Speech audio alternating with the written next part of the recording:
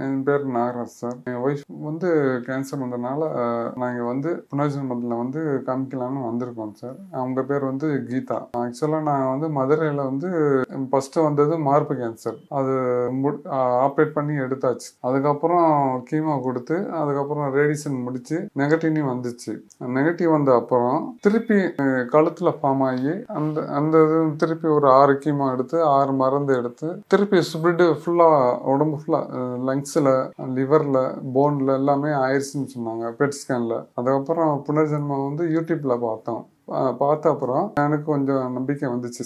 சரி, இதில் ஆயுர்வேத காமிச்சோன்னா கொஞ்சம் நல்லா இருக்கும்னு ஒரு ஐடியாவோட வந்து இங்கே வந்து அட்டன் பண்ணி டாக்டர் மேடம்கிட்ட போய் பேசினோம். அவங்க வந்து கொஞ்சம் நல்ல நம்பிக்கை கொடுத்துருக்காங்க. இப்போ தான் ட்ரீட்மெண்ட் ஸ்டார்ட் பண்ண போகிறோம். பண்ணிவிட்டு எப்படி இருக்குன்னு நான் ரிசல்ட் சொல்கிறேன் சார்.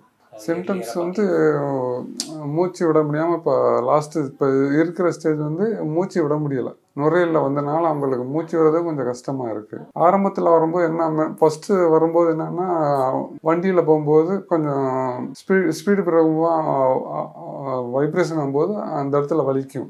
அப்போ அது என்னென்னு காமிக்கும்போது இந்த மாதிரி திருப்பி ஃபுல்லாக ஸ்ப்ரெட் ஆயிடுச்சு டாக்டர் சொன்னதுனால ஒன்று அடுத்தடுத்து பார்க்கும்போது நல்லா இருக்கும்னு எனக்கு நம்பிக்கை இருக்குது. அந்த நம்பிக்கையில் வந்து நான் வந்து மாத்திரை வாங்கிட்டு போகிறேன்.